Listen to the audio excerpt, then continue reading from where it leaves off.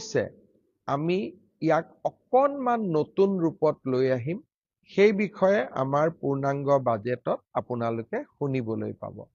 নিযুত মইনা, নিযুত বাবু, এই প্ৰত্যেকবোৰ আঁচনি, জীৱন প্ৰেৰণা, এই প্ৰত্যেকবোৰ আঁচনি আমি আগষ্ট মাহৰ পৰা আৰম্ভ কৰিম।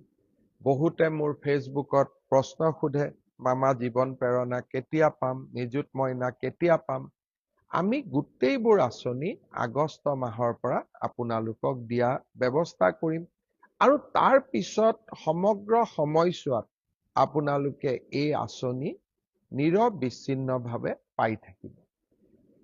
এই আঁচনিসমূহ চলি থকাৰ লগতে আমি অসমৰ বাবে গ্ৰহণ কৰা ডাঙৰ ডাঙৰ আঁচনিবিলাকৰ কামো এই সময়ছোৱাত আগবঢ়াই লৈ গৈ আছো।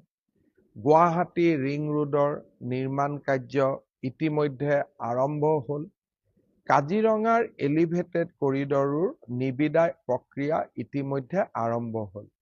অহা এমাহৰ ভিতৰত নুমলীগড় আৰু গহপুৰৰ মাজৰ যি আমি প্ৰায় 18,000 কোটি টকাৰে সুৰংগ নিৰ্মাণ কৰিম, তাৰো নিবিদা প্ৰক্ৰিয়া এই মাহৰ ভিতৰতে অৰ্থাৎ জুলাই মাহৰ ভিতৰতে আৰম্ভ হ'ব। ইয়াৰ উপৰিও মই নতুন